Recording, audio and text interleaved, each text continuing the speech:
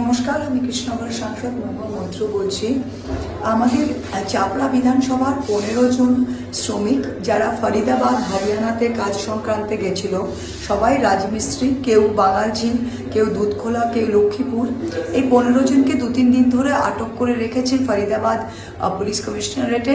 আমার আজকে বিস্তারিত কথা হয়েছে। আমাদের নদিয়ার পুলিশ তাদের ভেরিফিকেশন রিপোর্ট পাঠিয়ে দিয়েছে এবং আজকে বিকেলের মধ্যে প্রত্যেকটি শ্রমিকের মুক্তি রেহা হওয়া উচিত এবং আমি তাদের পরিবারজনকে জানাতে চাই যে চিন্তার কোনো কারণ নেই, আমরা এটাকে কন্টিনিউয়াসলি ফলো আপ করছি এবং আজকের মধ্যেই তারা মুক্তি পাবে এবং তারা যে কাজের সংক্রান্তে এসেছিল সেই কাজটা কিন্তু করতে পারবে।